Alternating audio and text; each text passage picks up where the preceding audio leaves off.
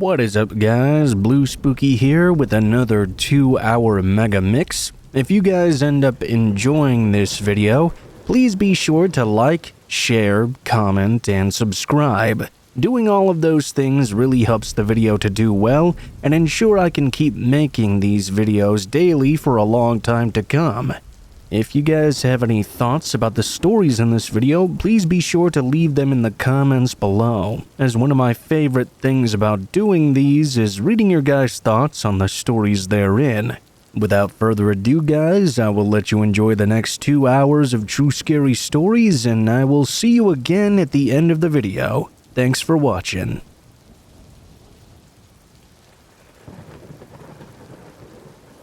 I had this experience completely locked in the back of my mind until recently. At the time it happened, I was a young teen girl. I'd gone bowling with two of my best friends. Back then, I was a 5'2", brown-haired and green-eyed, 15-year-old girl. As we were leaving the bowling alley after having had our fun, we met these two grown men who started whistling at us and hollering really nasty things to us. We tried to ignore them and just go out to the car, but when we got there, we found out that the car had broken down somehow. That was quite strange, as the car had been performing perfectly fine earlier, with no signs of anything wrong. We went back in. It was a hot summer night, and we didn't know how long it would take to get someone out there to help us or fix it. It was getting near to closing time, and the men were still inside. They approached us once more and began trying to touch us. They also asked us if we needed a jump, when we hadn't even told them the car wasn't working properly. We approached one of the workers and tried to talk to them and distract the men, but that didn't stop them from trying to harass us. I kept telling them we were just children, but it didn't seem to bother them at all. This was really starting to creep me out. We walked back to the car to see what was going on. They followed us outside. Their car was parked pretty far from ours. They went inside their own vehicle and just sat there staring over at ours. They weren't attempting to leave or anything either. We had gotten into the car and locked the doors by this point. We had to sit there for over an hour, waiting for someone to come and pick us up. At some point, we decided it was probably best to go back into the bowling alley and hide somewhere, what with the men hawking at us and still calling out to us through their window. They were even waving us over and trying to tell us they had what we needed. My friend almost believed them, but I told her they were just trying to get us over there and lure us in. We went back inside and told the worker everything, and she told us to stay inside until they drove away. My friend's dad eventually arrived to pick us up and called her to tell us to come out. While we were leaving, the men in the car began to circle us in their own vehicle. We ran over to her dad. We told him about the whole situation. He made us get inside the car and lock the doors. He glared at the men until they finally drove away, and we haven't seen them ever since. I'm glad none of us walked over to their car, because something really bad would have likely happened had we done so.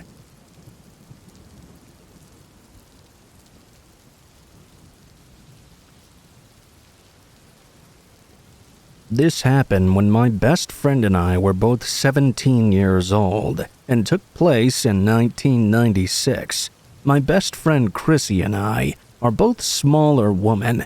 She was 5'4" and at the time weighed 110 pounds, but was a soccer player and very athletic. I'm 5'7", and at the time I weighed 125. We both had blonde hair and were often asked if we were sisters or cousins because we looked so much alike. There was a large reservoir on the outskirts of her town, surrounded by this beautiful public park.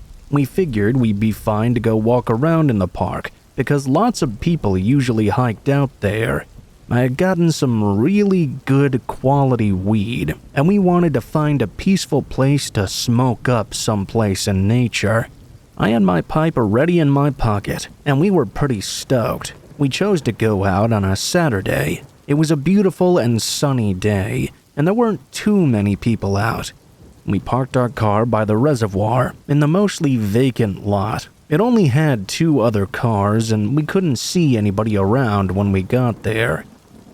We walked around the water for a bit, then chose a trail to go up through. It was about 80 degrees out right now, and we were sweating a little bit. We had some water with us, though. As we got about 1/4 of a mile or so into the trail, I suddenly started getting this strange feeling. I looked over at my friend and quietly asked her, "Hey, do you feel something off here? Everything's really quiet." Where there were usually crickets chirping or frogs singing, it was now totally silent out. She looked at me and said, "Yeah, I think so." We heard the crackling of leaves about 60 feet behind us and a bit to the left. We looked around, but we didn't see anybody there. We continued forward. We were both getting pretty nervous now. We could hear the crackling again, this time a little bit closer. We still didn't see anyone or anything, though.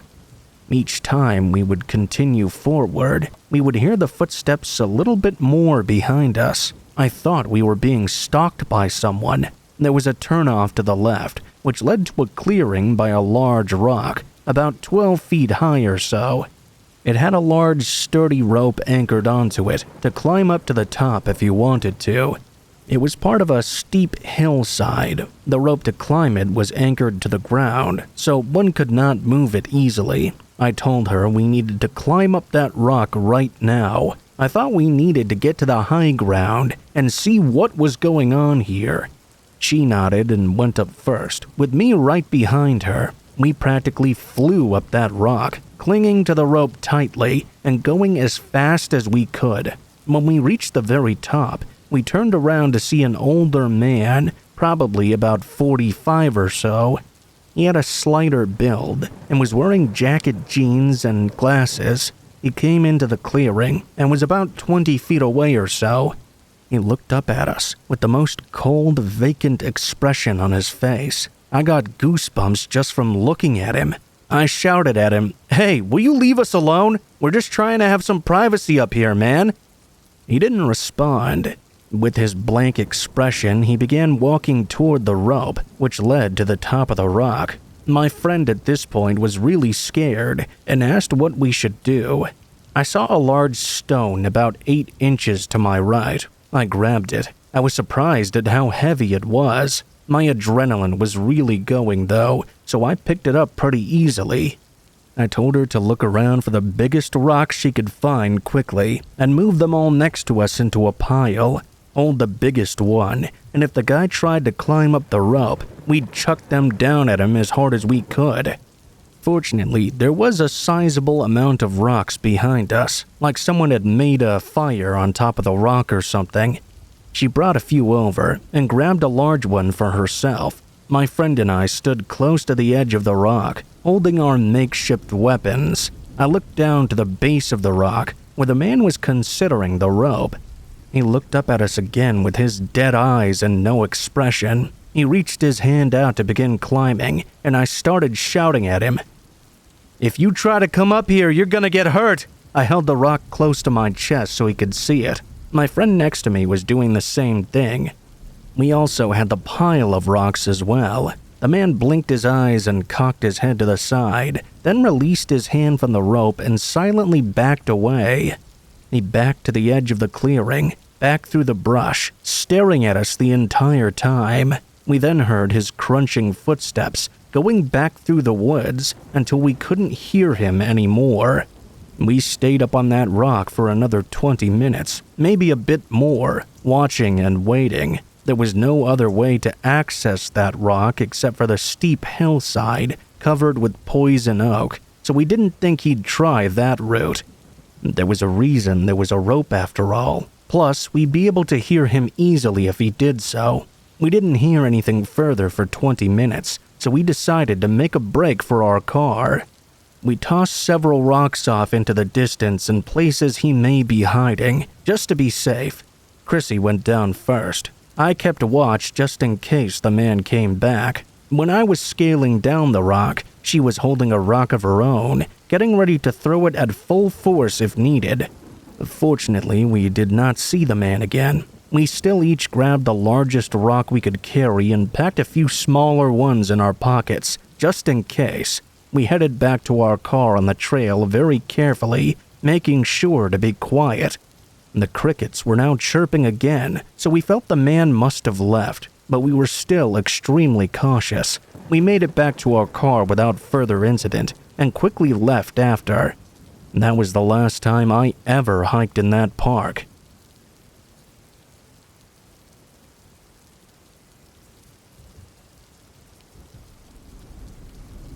This happened when I was 5 years old, and it's one of the only vivid memories I have from that time in my life. My family is originally from Europe, but later emigrated to America. My grandmother would come visit us for about 3 months every year. During the summer in question, my grandmother was staying with us, and she planned on taking me to the local park near my house. I was waiting in the driveway, while she was inside gathering up a few things. That was when I noticed a black car slowly cruising down the street before coming to a complete stop in front of my driveway. I didn't find it unusual at first. Perhaps they were just using the driveway as a means to turn around and back out. At that point, a man with darker complexion exited the car and began walking toward me. I just kind of stood there in shock as he closed in on me. The man reached out his arms like he was going to grab me. I remember wondering if this was the boogeyman. I stood there frozen as he came within a few inches of reaching me. I was finally able to snap out of my trance and start running away until I got to the front door. I started banging on it to alert my grandmother, and I heard the man behind me whispering something under his breath. He turned around and ran back to his car. My grandmother opened the door, and as soon as he saw this, he backed out of the driveway and sped off down the road. I told her what just happened, but she was a stubborn woman and didn't believe me. Looking back, I can't say I blame her too much. I was known for having quite the imagination, but this was not one of those instances where I was making something up for attention. Now that I'm older, the situation frightens me even more. Some random stranger pulled into our driveway and tried to snatch up a child like me in broad daylight. Who knows what else he had done?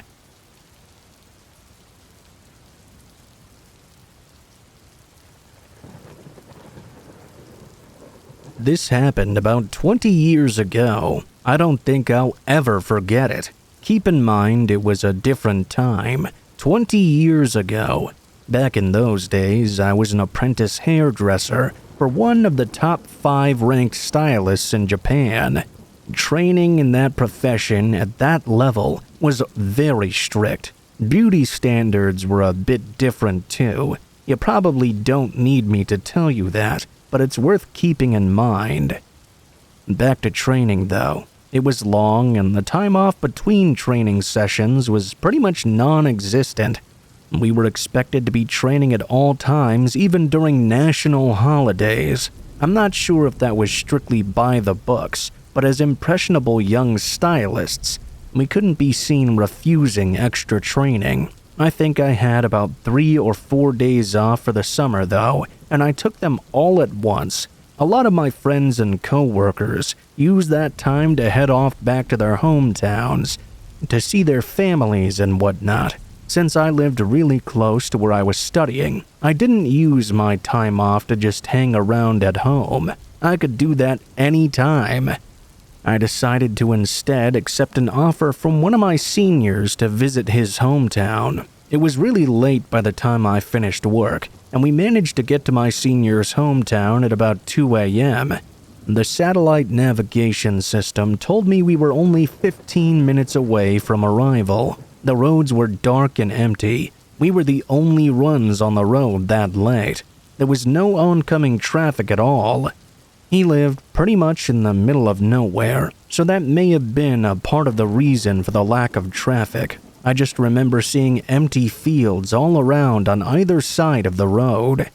I was kind of regretting coming already at that point. I mean, what the hell were we gonna do here? Should have probably mentioned to me that he lived in the middle of the countryside. I might have thought twice before coming with him. I just watched the road and tried to stay awake. I should say that I was the one driving, obviously. I just felt like it, since I didn't get to drive much in the city. I might have changed my mind, though, if I had known it was going to be that far to his family's home. All of a sudden, something appeared out of the darkness right in front of the car. A naked woman came sprinting down the opposite lane of the road right towards us. I slammed on the brakes. I thought maybe I had just witnessed some paranormal activity or something.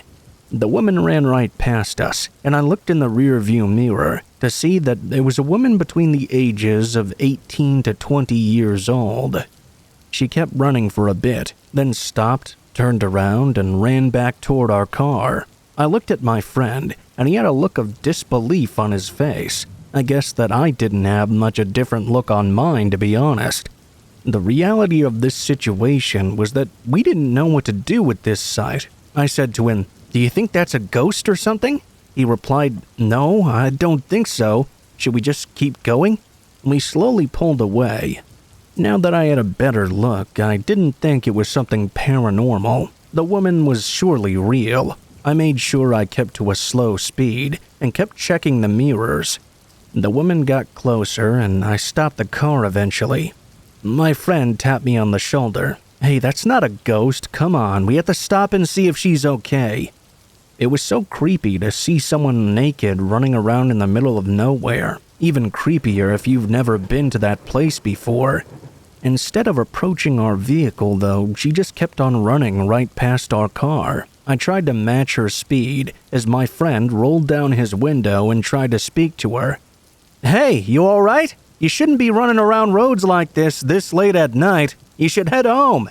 He said something like that. It wasn't very well put together or sympathetic. I think he was just too bewildered. I remember that much. The woman didn't even turn to face the vehicle. "Oh, hey there. Don't worry, I'm fine. It feels so good." I could see her a little closer now. She was pretty young, maybe 19 or so. "Why are you naked? Have you been taken? Has someone done something to you? It's dangerous to be out here naked and alone." She stopped running and looked down at the floor, as if deep in thought. She then replied that she'd run away from home and didn't even know where home was. At this point, I noticed she was in fact wearing socks and shoes, so at least her feet weren't getting torn up out there. She just kinda stood there from then on, with her hands behind her back, looking lost and confused. It was a very odd situation. We couldn't just leave her out there. I told my friend in a hushed voice. "We have to help her." He sighed and nodded. We decided to take her to the nearest police station. I had an extra dress with me that belonged to one of my female colleagues at work. It was in the back of my car. Pretty long story. I told the woman to throw that on, and she reluctantly agreed. Once she had some clothes on and was in the back seat, I turned to her and said, "If you can't remember where your home is, I could take you to the police station. We could figure out from there, okay?" She responded with something quite strange. "I hate the police. They're always on my dad's side. Can you just take me to a hotel or something? Hotels are safer than police. You can stay there with me. You can hold me tonight. I'm a virgin, I promise." We were young, but even though we were young and often threw caution to the wind, we knew this was a situation we couldn't just leave it be.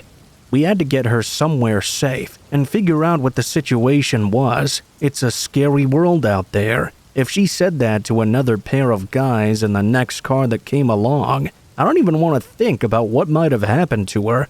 The hotel idea was not going to happen. She didn't say anything for a while.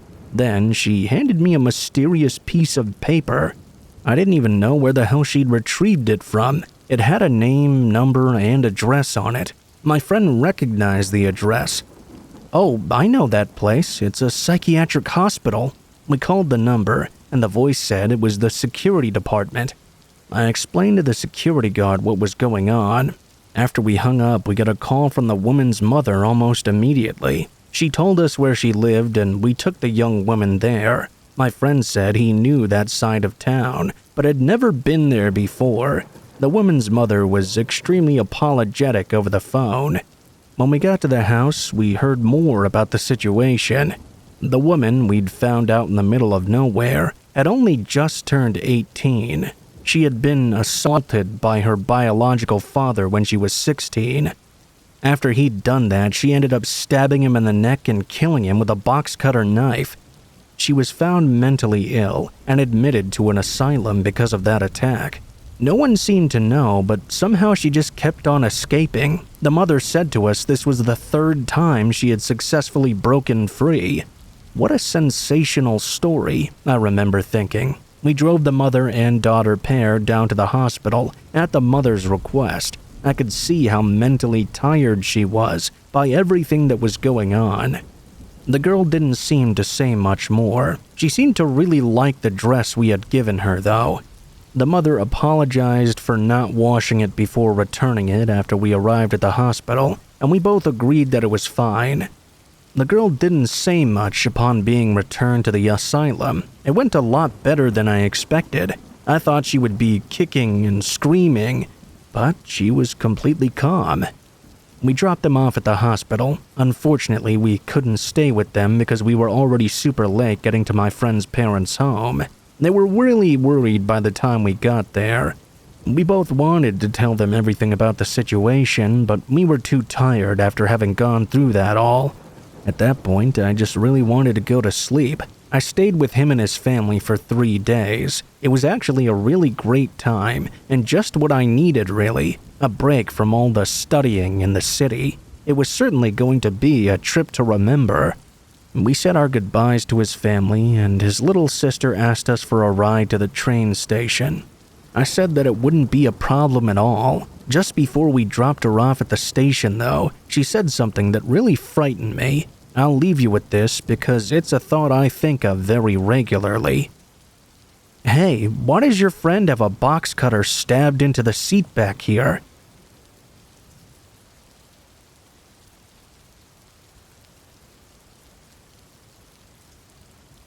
I'm a teenage girl living in Canada, and I've always really liked video games. One Saturday night, I was quite bored and was messing around online. I found this random site that lets you play random games. The site also had a chat room at the corner, and I ended up talking to some random guy.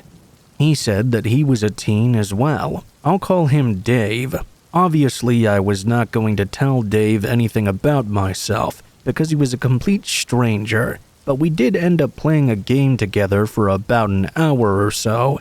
It was pretty fun. He asked if I had headphones on and told me he'd love to hear my voice. I just said no because I didn't feel comfortable with it. I told him my age, which was 16, and that was it. I gave him a fake name as well. After our game ended, he asked if I wanted to play another with him. It was midnight by this point, but I said sure. I wasn't feeling that tired yet. He told me that he wanted to show me something that he'd found, something super exciting. He then sent me a link to something. I know anyone listening to this will be shaking their head and screaming at the screen, but I naively clicked on that link. Honestly, I was just expecting it to be a video game. The link took a really long time to load, almost a full minute, which was pretty odd. It wasn't a game at all. What he showed me was a really disturbing video that still haunts me to this day. I'll explain what was in the video as briefly as possible, but I need to give a warning right now. It's extremely upsetting and involved sexual abuse. The screen showed a woman who was very petite and thin, definitely adult though and not a child. She looked to be of East Asian heritage and was lying on a concrete floor on her back. She was trying to get away from a group of men who were recording videos and taking photos. Flashes kept going off as she screamed and cried.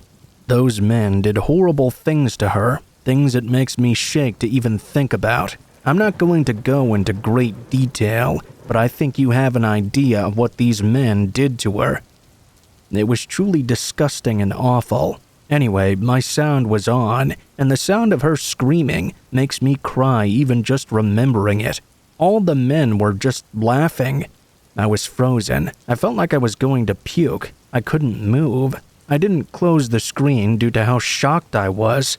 I didn't want to see it, but it was like one of those things where you just can't look away. The screen suddenly changed, and someone began pouring something onto a woman's private parts. At that point, I regained control and exited the tab. It took a long time to shut. I was shaking and crying. I went back to the chat room thing and asked Dave what the fuck that was he just sent me. Was this some sort of mistake? This sick fuck told me it wasn't a mistake at all. He just wanted to share one of his favorite videos with me. He said this video was nothing, and I should have finished it because it only got better. Apparently, I saw nothing, based on how quickly I came back to the chat. He went on to tell me that it really excited him, and he thought it was so cool, and that I would like it. I didn't even respond. I just turned off my laptop, ran up to the bathroom, and threw up. I just sat in there crying my heart out. I couldn't process what I'd seen. I couldn't get the cries of that poor woman out of my head. They were just ringing in my ears. I'd literally just seen a crime on the internet, and I didn't know what to do. I was scared to tell anyone in case I'd get into trouble, but I felt like I was losing my mind. I couldn't sleep. I spent all night feeling dazed and sorrowful. The next morning, I told my parents what happened. They were disgusted and not angry with me. They said I should be angry with Dave and said I'd done the right thing to tell them. We contacted the police. They came and spoke to me, and I gave them my laptop because they asked for it. They told me they were glad I'd told someone about what I'd seen. The female officer helped me a lot, and she provided me with some much-needed comfort. She said she had seen some really horrible things in her career and told me it would do a world of good to talk about what I'd seen with someone. She told me not to bottle it up because it would only get worse if I did that, and telling my parents was the right thing to do. For weeks, I felt like I was in a daze. I would have nightmares about what I'd seen. Even now, the memory of that poor woman's face is tattooed into my brain. The police had my computer for several weeks, and they did get access to the video. I don't think they ever tracked down Dave. I know they tried and at least were aware of him, though. They did see the video for sure. I don't know what the fate of that woman was. I'm not sure if she's even alive, or if those men killed her after. I don't know how someone can move past something like that happening to them. I don't know what happened to the men in the video either. I know it was longer than just what I'd seen, so I don't know if they showed their faces or what. All I could focus on was the agony that woman was enduring. I hope the police find them someday. I pray those men will end up in a ditch somewhere, but death seems too good for them. Eventually, I got my laptop back, but I've never gone surfing on the web like that since then. The whole thing happened months ago. My school has a counselor we can be referred to and chat with about anything with them. I started seeing that counselor, and it has been helping. I'll never forget what I saw. I know many people might think I'm just being dramatic, but that woman I saw was a real person. Just because I saw it through a screen doesn't make it any less bad. It scares me to think there's people out there doing these things and watching these videos just for fun. I really hope no one else makes the same stupid choices I did. Don't talk to strangers online, and definitely don't click any random links they send you. Never trust anyone on the internet you don't know. If you see something, definitely say something as well.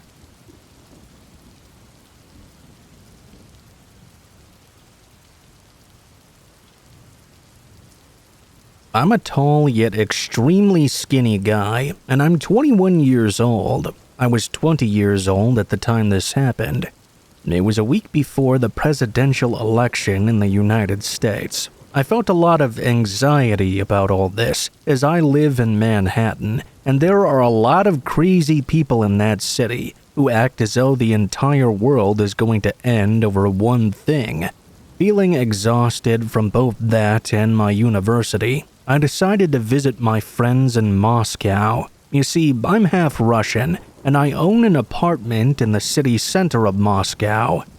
I had never been in Russia while it was snowing, and luckily during this time I got to see it. The city looked so beautiful, and the vibe I had from it was perfect. It felt so calm, safe. The whole world around me seemed quiet and tranquil. Unfortunately, I had severe jet lag and fell asleep at around 5 p.m. Moscow time. My friend went home to get ready for her classes the next day. I woke up at around 3 a.m. or so and couldn't fall back asleep. I decided to go outside and take a walk around my area. It was still gently snowing. I walked around the dead, empty city in my district and took in all the beautiful architecture and snow falling down.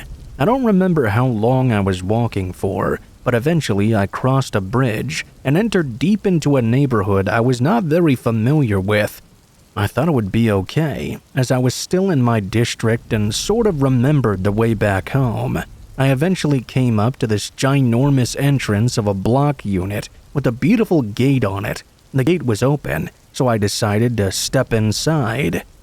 It looked like a little compound of some sort. If anyone is from Russia, they probably know what I'm talking about. Everything was dead quiet, and the trees canopied in the square complex.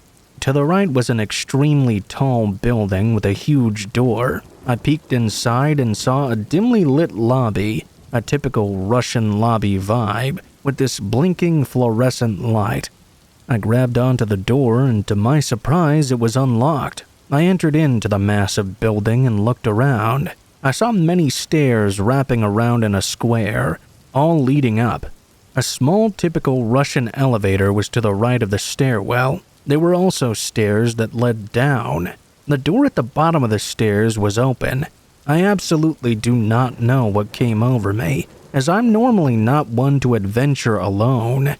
As I stated earlier, though, everything just felt so beautiful. The quiet vibe of snow-covered Russia had me feeling peaceful, and I decided to tiptoe on down to the basement to take a peek and see what was inside. I walked into the room with the open door and threw my flashlight on my phone. There was an extremely long tunnel that I couldn't even see to the end of. I felt somewhat threatened by it and started to get uncomfortable. I decided it was probably best for me to leave. When I turned around, the only light that was entering the tunnel where I was coming from outside the doorway. I could see that now, standing and blocking the door, was a black silhouette. I quickly understood it was the outline of a person who was at least 5 inches taller than me. I would say they were probably 6'5". They were massive. My stomach dropped so hard, with my heart beginning to beat super quickly. The man began to speak to me in Russian, but as my Russian isn't fluent, I didn't understand everything he was saying. "I'm sorry, I don't speak Russian well," I said to him. He said back, "You speak English?" I told him I did. He asked me if I knew where I was. I told him no. My mind started to fill up with a lot of different scenarios, one of which was me having to run down this tunnel and getting lost to avoid him if he decided to chase me. These tunnels used to be for the Red Army soldiers to move from one place to another during the war. He explained to me this whole building used to be a bunker for Red Army soldiers. I tried to show some interest and began to move away while facing him and attempted to get him to move out of the doorway. "The whole place is now apartments. I have one on the top floor. You should come and see it," he said to me. "Oh, it's quite late. I think I should be going," I said. He approached me quickly and grabbed my wrist with a ton of strength. He dragged me toward the stairs to go to the main floor of the lobby. "I promise you, I have a view that you'll love." He called the small elevator. If any of you have ever been to Russia, you know exactly what I'm talking about. It's the type of elevator that can barely fit 2 people. He began telling me about how he'd just gotten back from Chicago. and that his husband loved Chicago as well. This made me start to panic. I thought to myself that there would be another person up where he was bringing me, and I would now have two people overpowering me once we got to his room.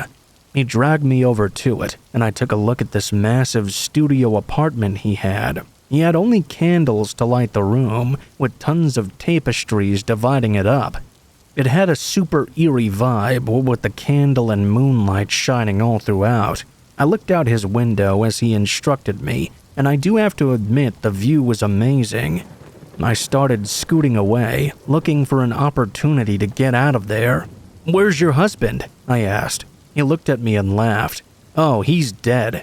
He then picked me up off the floor. I asked him what the hell he was doing. He dragged me to another room and began to touch me inappropriately. He grabbed my phone from my back pocket as well and tossed it away. As I was there, helpless and in horror, the man began to lick me and whisper explicit things in Russian. I tried to pull away, but it only made him corner me even harder. After about 10 minutes of this, he told me to wait a moment. He went into his bathroom. In that moment, I immediately sprinted over to the door. There were no lights, so I tried to pull out my phone for my flashlight, only to remember that he'd thrown it away. I nearly had a heart attack as I realized I would have to go back into that room to get my phone. I quickly darted back in and saw it lying next to his bed. I grabbed it and made a run for the door. I unlocked the many locks on it, and when I opened it, there was also an outer door with multiple locks as well. I somehow managed to get it open in time, and as I ran out, the adrenaline was so high in me that I ignored the elevator and started flying down the stairs practically. I ran down in circles for what felt like forever until I finally reached the bottom. I leapt down the few steps to get out to the lobby. I approached the door I had entered from, but now it wouldn't open. I pushed on it as hard as I could. I began to cry and curse. I had thoughts of me having to go back into that tunnel to hide from him again if he came to find me. I tried to pull myself together. Then I noticed a button you should press to disable a magnet that holds the door locked. I pressed it and heard the beep that followed. I pushed open the door and fell out into the snow. I never understood why characters could not pull themselves together when running away in horror movies, always tripping over themselves. But in that moment, I understood. I kept on tripping and falling through the thigh-high snow, moving out into the main road. I exited the complex and began sprinting away, ignoring my lungs screaming for air. Once I reached the bridge that led to my street, I ran all the way back to my place. I got inside and sat on my bed for 2 hours, shaking. Eventually, I did bother to tell someone else about it, but no one ever really did anything.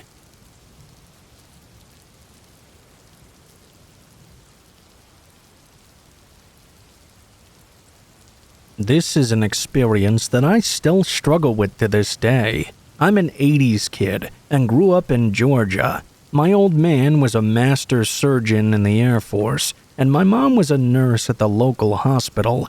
There were many times that my older half-sister had to babysit my younger sister and I. Since I was a bit older than my little sister, I spent most of the time riding bicycles around the neighborhood with my friends, climbing trees, and exploring the forest near our home. Usual kid stuff. On occasion, when we had a bit of money, me and my friends would ride down to the grocery store to buy some candy and soda. On those occasions, we would leave our bikes in the alley between the bowling alley and the grocery store, right next to the discarded shipping crates. On the day in question, me and my friends Jamie, Tommy, Danny, and Charles were out riding our bikes like any other day really. We rode through the forest trails and decided to go grab some drinks to combat the summer heat. We rode up to the store, stashed our bikes, and went inside. We grabbed our drinks and came back out, then sat down on the shipping crates, chatting and laughing. We stuffed our faces with candy and Dr. Pepper. A short time later, Danny and Jamie took off for home, while Charles, Tommy, and I stayed behind. We wanted to hang out a bit more before we left. At that point, some random person emerged from the side entrance. The man walked over to us and struck up a conversation. "Hey guys, how's it going?" The guy seemed okay at first, until he pushed Tommy and me inside one of the shipping crates and closed the door. He then pinned the container against the opposite wall, trapping us in. He then shoved Charles to the ground. Charles jumped on his bike and left us behind. "Looks like your friend ditched you," he laughed. "Let me share a little secret with you. I've been watching you for a while, coming back here, sitting on all these crates. You all are like little mice." I stared up at the man from inside the crate. His once friendly face was now drawn in an expression that can only be described as pure evil. The man then looked me dead in the eyes.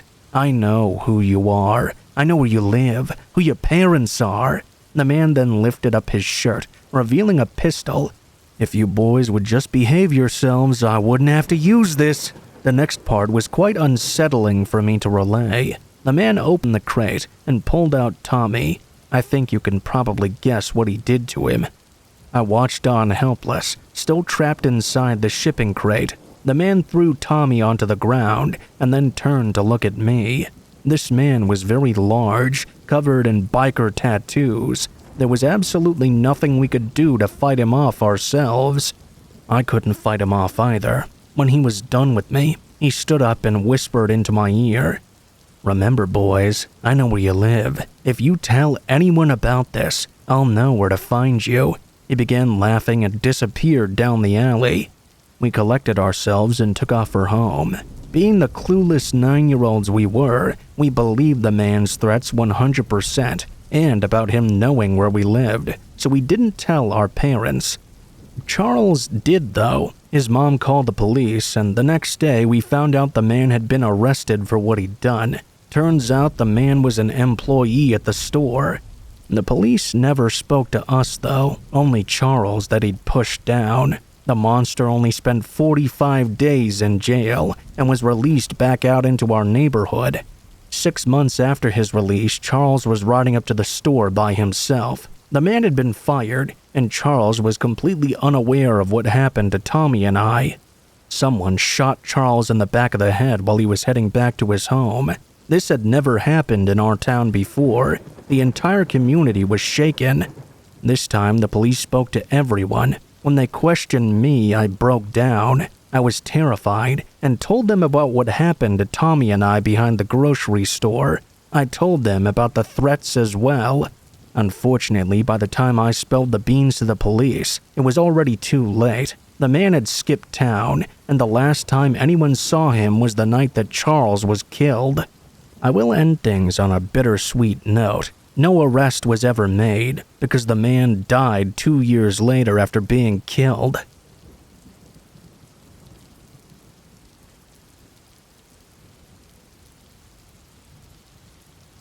I heard this from a friend of mine who used to be involved with the JSDF, which stands for Japanese Self-Defense Force. It's essentially our Army, Navy, etc. The reason it's called a self-defense force is due to the surrender treaty during World War II, as Japanese are not allowed to have a military. Anyway, back to the story. There's an exercise they do for the JSDF. I'm not sure if I should be saying this, but I heard it from a friend of mine a while back. Might not even be an active exercise anymore. Anyway, this exercise apparently simulates what it would be like to be in the middle of a war. It would take place out in the mountains and would last for 3 days and 4 nights. Sounded pretty intense. They would take turns on guard and sleep in shifts during that time. There were these kinds of bases dug into the mountains. You know, the kind designed for soldiers to hide in, where they would be able to hide from the enemies, keep watch, and take breaks.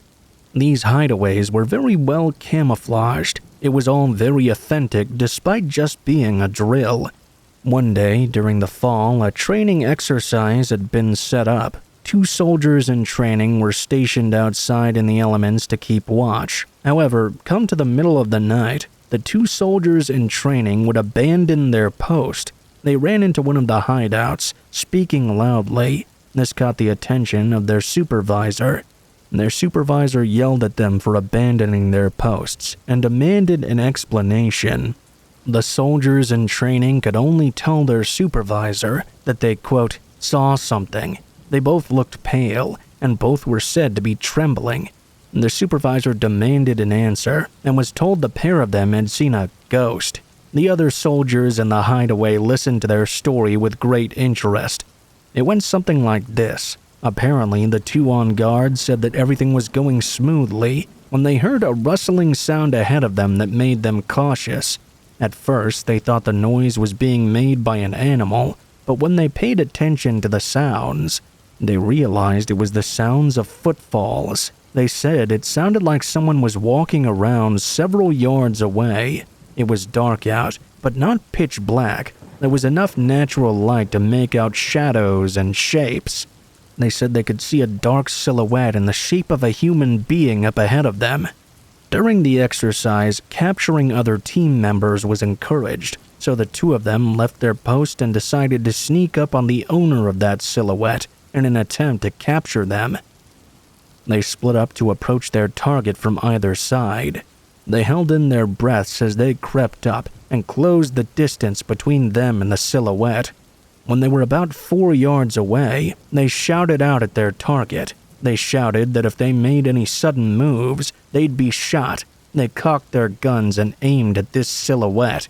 It just stood there without any movement, no response at all. One of them took out their flashlight, while the other kept his gun aimed. The flashlight pointed at the silhouette, but when he turned it on, no one was there. Whoever was there just disappeared right in front of their very eyes. That was what caused the men to flee their post and come back to the hideaway. Upon hearing this, the supervisor responded, "Good story, boys, but dawn's almost here. Time to face your fears. Back to your posts, that's an order." They tried their best to persuade the supervisor to allow them to stay inside or even transfer them to a different post, but he would not be swayed. Apparently, they were so scared by the events that threats were exchanged, but eventually they left the hideout and returned to their posts. They were said to be shaking with fear. There had been many rumors about the area and suicides and problems in the barracks. Some had said that a soldier was even shot with a live round right there in the training area. Who knows? Maybe there was something substantial to their claims. My friend is convinced that the two who abandoned their post saw an apparition out there in the cold of that fall night. I'm not exactly sure.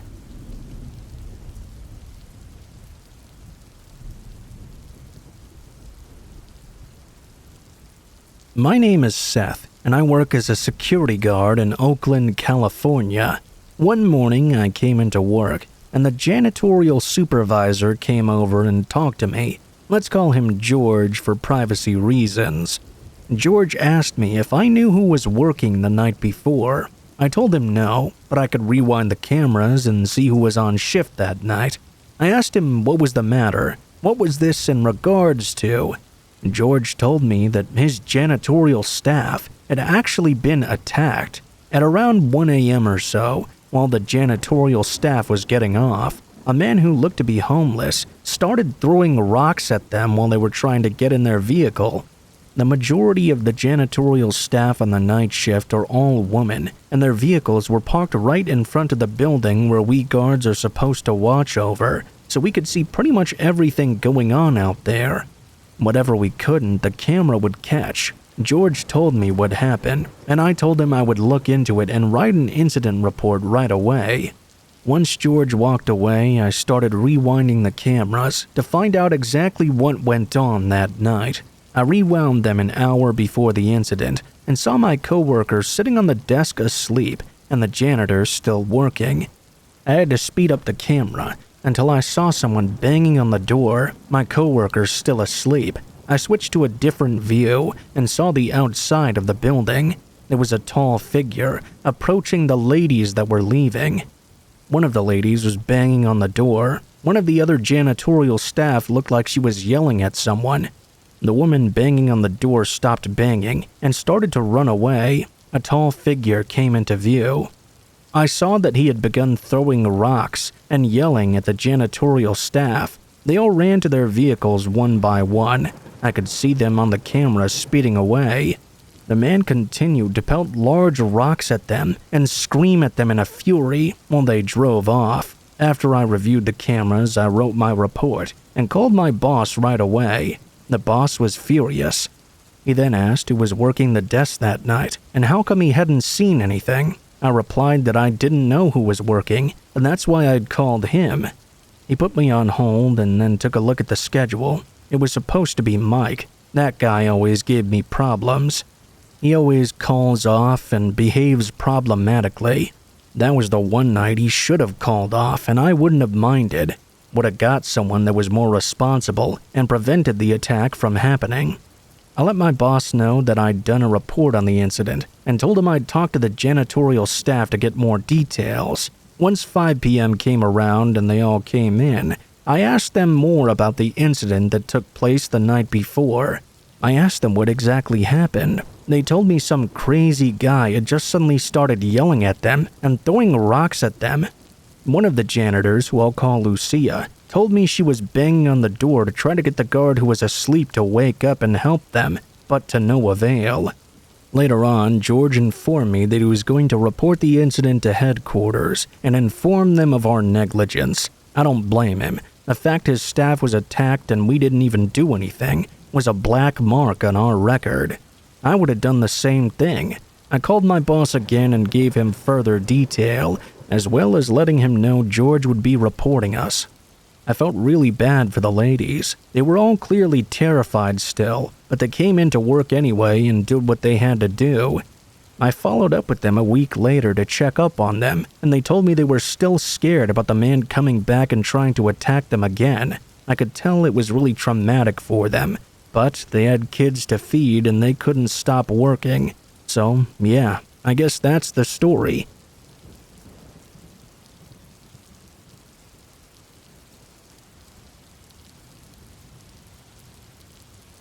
Not too long ago, I decided to listen to a friend of mine about picking up some babysitting jobs from Craigslist. I know that seems weird, but I was surprised at just how many postings there were for that type of work on there. Ordinarily, I wouldn't have needed the job, but at the time I had just broken up with my boyfriend, and I didn't think I was going to be able to make my rent that month. This seemed like the easiest way to make some money. It helps that I used to babysit when I was a teenager, and my brother has 2 small kids. I felt like sort of an expert in the field. After all, how hard could looking after a couple of children for a few hours be? I set up a job for early Saturday evening and started messaging a woman named Chloe. The woman said that she and her husband would be leaving home at around 5:15. They would be back sometime after 10 or so. She gave me the address and all the information about the children. I would be watching 2 boys. One of the boys was 7 and the other was 9. I was figuring this was going to be some easy money. In my opinion, boys that age are very easy to entertain, and because they weren't babies, they wouldn't need my complete undivided attention. After I talked to the lady, I told my friend about the job. They were jealous of the money I was about to make. She had been doing the Craigslist babysitting jobs for months now, and had never come close to the money I was about to make for this job. On Saturday evening, I made my way over to the address given to me by Chloe, and right away I had some regrets. The house was in a very sketchy neighborhood, not necessarily crime-ridden, but very obviously run down. When I knocked on the door, there was no answer. I waited for several minutes and attempted several more knocks on the door. Finally, a strange and very rough-looking man answered. He was tall, skinny, and had this massive gray beard. I would say he was at least in his 50s, unless he just looked rough for his age. In a very low and gruff voice, he said, "Come on in, sweetheart. Sorry, I didn't hear the knock 'cause my ears ain't what they used to be." I walked inside, and the very first thing I noticed was how not child-friendly the house was. A lot of trash and general clutter was lying about.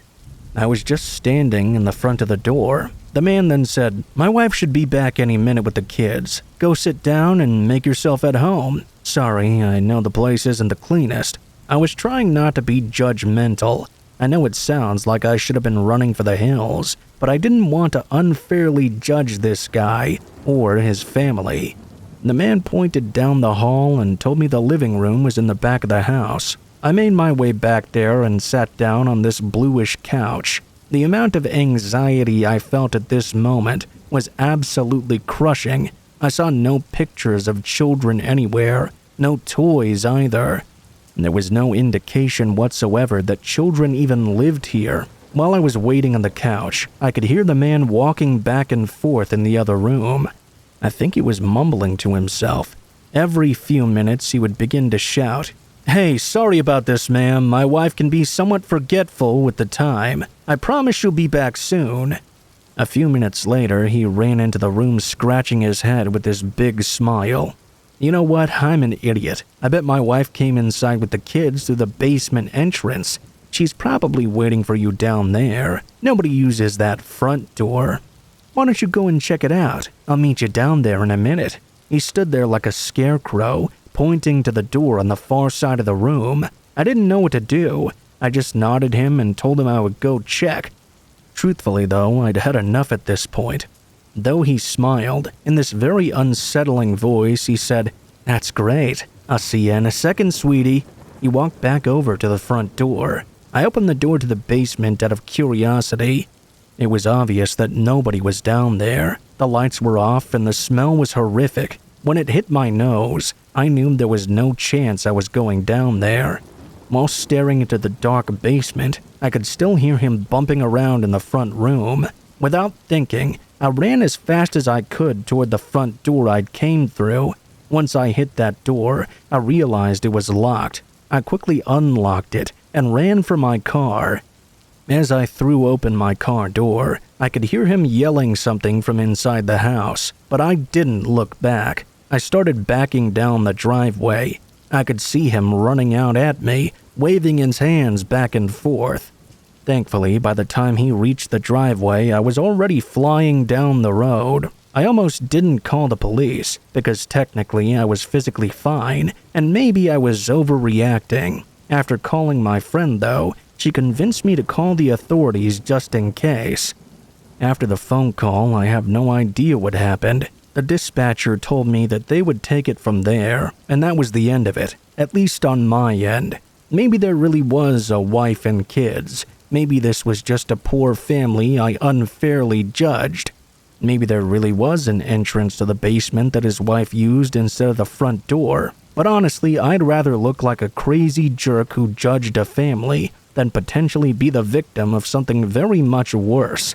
The unnerving nature of the situation told me to run, and I stand by my gut feeling. That very well could have been the best decision of my entire life.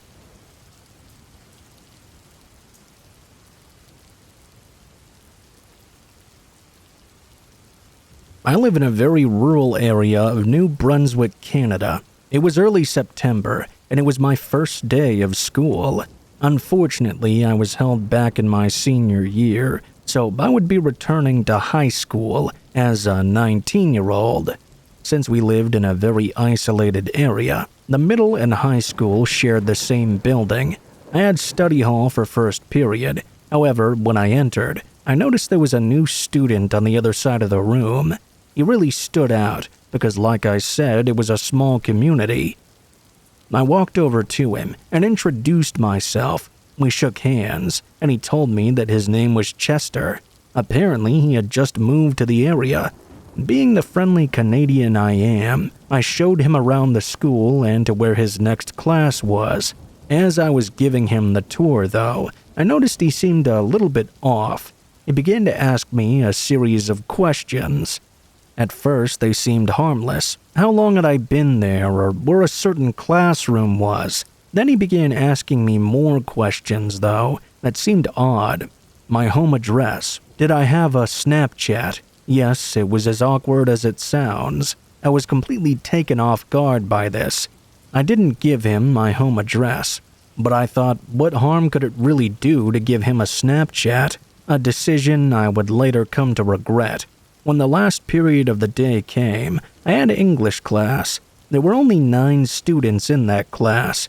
I took a seat, and that's when I looked behind me. I saw Chester. He didn't notice me right away. He was too busy making out with a sandwich. It was disgusting. He looked up and noticed me. Imagine that you're present at a murder trial, and a defendant suddenly turns around and looks directly at you. And that should give you an idea of how I felt in that moment. He gestured to me to walk over to him. Class was about to start though, so I just ignored him. 5 minutes later, I looked up from my book and noticed that Chester was now staring daggers at me. The look in his eye was predatory. He must have seen me as the next sandwich he was going to devour. Again, he gestured for me to walk over to him. Fuck that noise. I know an underwear-sniffing weirdo when I see one. I ignored him and continued reading my book. My phone then pinged. It was a Snapchat message. Of course, it was from Chester. "Follow me." I replied that we were in the middle of class right now. He got up from the table and asked the teacher if he could use the bathroom. He then walked out into the hallway. I wanted to see why he wanted me to follow him. After about 5 minutes passed, I asked the teacher if I could use the bathroom as well. When I exited the classroom, I saw Chester was about 50 feet away, walking very slowly. This guy was weird, and I mean really weird. I kept at a distance behind him so he wouldn't know I was there. He turned down the hallway that led to some storage rooms and the basement. I saw him open a door and walk inside, then close it behind him. Confused, I walked over to the door he'd walked through. I recognized it as the entrance to the school's basement. There was no way in hell I was following him down there. I casually walked back to class. When I sat down, my phone pinged again. "Why didn't you enter the basement with me?" Okay, so now I was thoroughly creeped out by this guy. I just replied, "Leave me alone, you creeped the hell out of me." I then blocked him. When I got home that day, I immediately started on my homework. By the time I was all done, it was around 11 p.m. I was all by myself. I was putting all my stuff away when I received a new Snapchat notification. Someone had added me as a friend, but it was from an account called "Why Didn't You Enter the Basement?" I knew it was Chester immediately, so I blocked it. Not even 30 seconds later, I got another request. This time, the account named "Why Did You Block Me?" I blocked that one as well. Then another one came in. This time, it was even more ominous. "I know where you live," followed by "I'm right outside your house." I heard a window break downstairs. I immediately called the police and told them what was happening. The operator said to find somewhere to hide and to lock the door. I hung up and went into the hallway closet. My worst nightmare came true. I had footsteps moving up the stairs. The closet that I was hiding in overlooked the staircase. I saw a dark figure appear and move into the light. It was Chester. As soon as he reached the top of the stairs, he made his way to the middle of the hallway. He stopped and looked directly at the closet I was hiding in. It was just like I was in a horror film. I didn't want to freak out and give away that I was hiding there, so I retreated further in, concealing myself behind some thick winter coats. Chester opened the door and peered inside. He couldn't find the light switch and eventually gave up. He began moving room to room, and after that I heard his footsteps descending back down the stairs. A few minutes later, the police knocked on the front door. I immediately left the closet and went downstairs. I opened up and told them what was happening. Of course, by the time they arrived, Chester was nowhere to be found. After they searched the house, they determined he'd escaped through a window in my basement. I showed the police the Snapchat activity, and they said they would do their best to track him down. The next school day, I went to the principal's office to report him. Snitches get stitches, my ass. Plus, Chester was seriously disturbed. I sincerely believed he was a threat to both myself and the other students. Here's the creepiest part of the story, though. My principal told me there was no new student named Chester. He must have snuck into the school somehow and blended in with the other kids. Somehow, none of the staff bothered to confirm he was actually a student there. Thankfully, he was never seen again. I never heard any follow-up from the police either. To this day, I still think about what would have happened to me if I had followed him into the school basement. I may have been his next sandwich.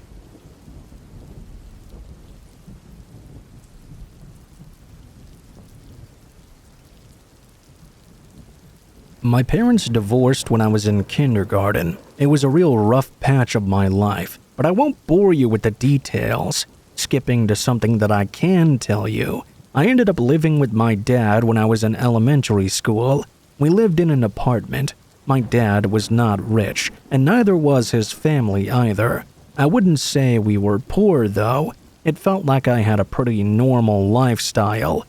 This happened when I was in the 6th grade of elementary school, about 11 years old. After school, I had volleyball practice, and after that, I usually walked home. I'm a woman, by the way. Usually a friend walked home with me, but that day she was out sick, so I had to walk alone. I left school that day at around 5 p.m. It was a little later than usual for me since it was winter. It was already dark out.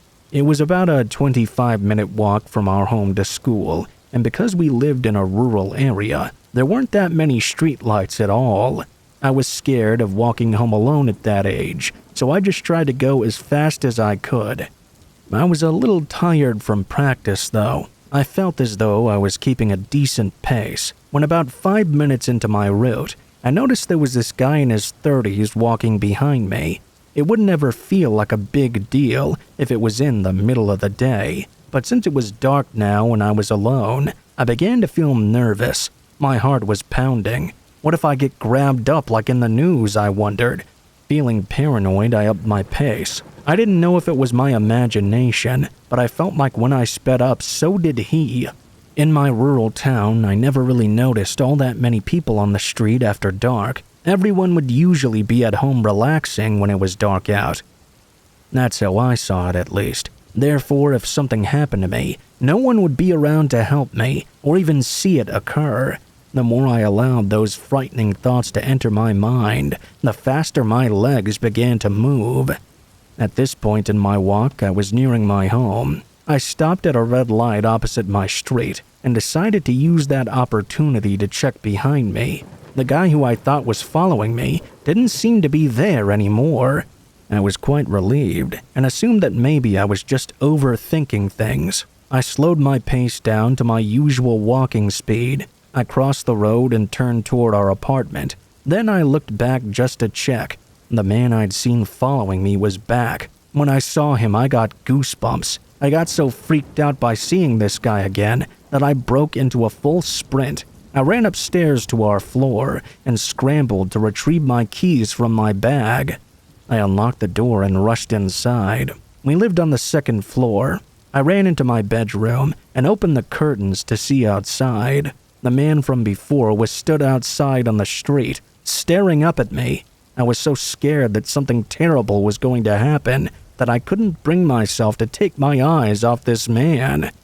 I didn't know what to do. I just stared at him, and eventually he slowly walked away from our building. About 2 hours after the man left, my dad came home from work. I wanted to tell him about what happened, but I also didn't want to worry him. He always looked like he was under a lot of pressure and was wrought with stress, so I did not tell him. About a month went by, and I often thought about that day. Nothing else had happened or changed in my life to make me feel worried. However, about 2 months after that day on a Sunday morning, at around 8 a.m. or so, someone rang our buzzer out of nowhere. My dad was getting ready for work, so I went over to the door and looked through the peephole. There were 2 men wearing suits stood outside. I called out to them and asked who they were through the closed door. One of the men replied and said they were from City Hall. Naturally, I opened the door. As soon as I opened it, though, one of the men stuck his foot between the gap, which stopped me from closing it. I was really scared by that. One of them said that they'd need to have a little bit of a discussion with my dad. They asked if he was here. I didn't know what else to do, so I called for my father. When he came to the door, he appeared to recognize these 2 men. He turned to me and said to go wait in the kitchen. My dad's mood changed in a matter of moments after seeing those two men.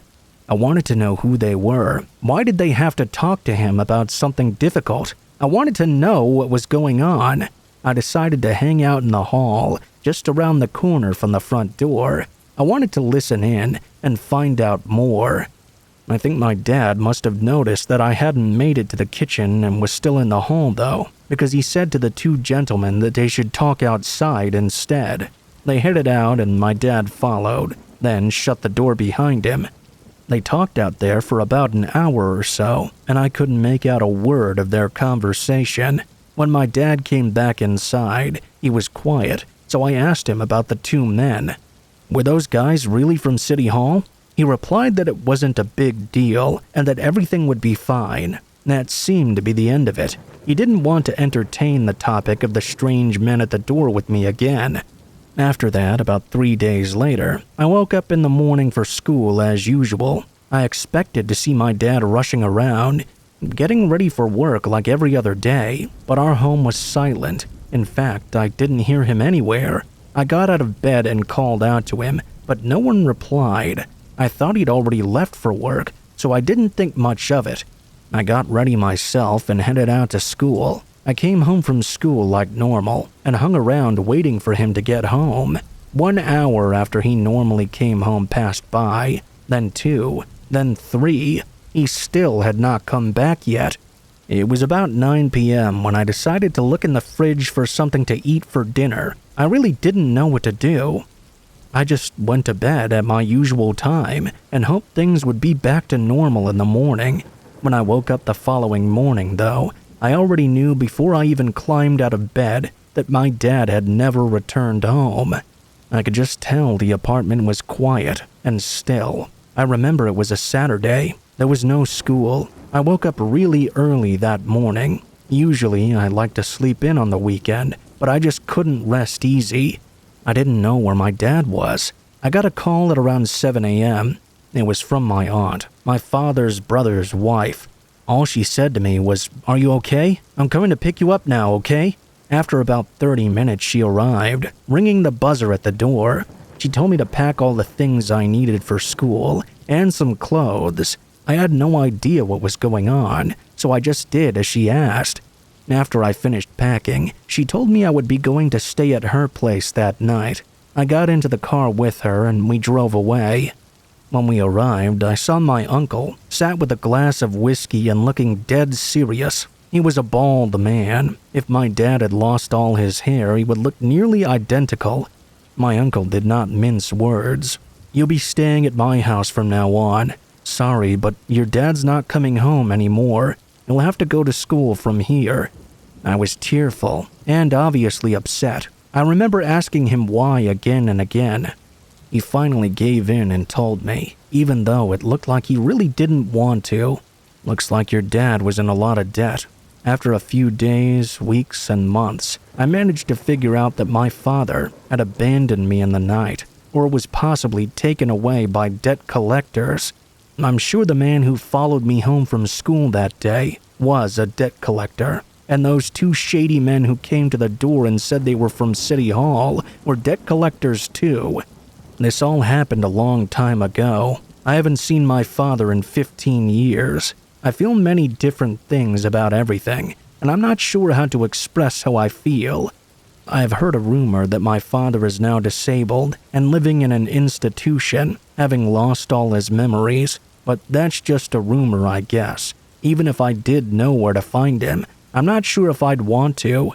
I usually read scary stories online, and I just wanted to share my scary experience. My dad disappeared in the middle of the night when I was only in elementary school, and I don't think I've ever been able to get over it.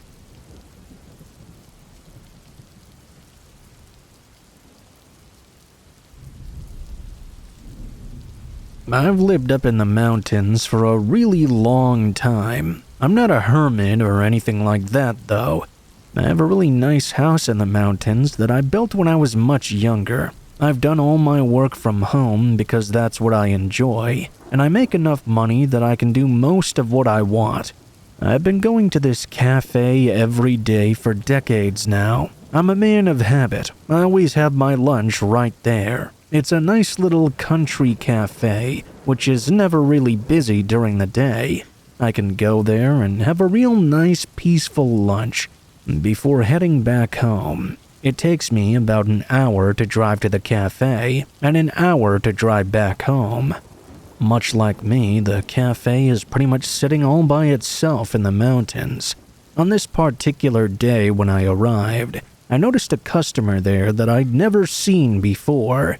I noted right away that there was something very off about him.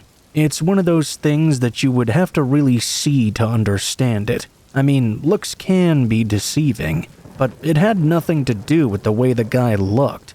There was just something about his presence and the way he was conducting himself that was very intimidating, gave me a negative impression of him. After I'd gotten my food, I started eating and was reading a book as well. The man suddenly came over to me and asked if I could offer him a ride. I definitely didn't want to, but I didn't even have to say anything. The waitress was quite familiar with me and told him that I'd usually be there for several hours every day. Reading my book, he would have a much easier time just hitchhiking unless he wanted to wait all day for me to leave. The man seemed fine with that. He asked me if that was right and if I was sure I couldn't give him a ride. I let him know that she was telling the truth. I would be here for several hours longer. The man said okay and walked outside. The waitress told me that he had been in the cafe for quite a while now. He had said some real crazy and disturbing things to her, and she was worried that if he got into my car with me, she wouldn't be seeing me again. I watched for a while as the man paced back and forth in front of the cafe. I kept waiting for him to come back in and try and ask me again. Really, I was hoping he would find a different ride before I left, though.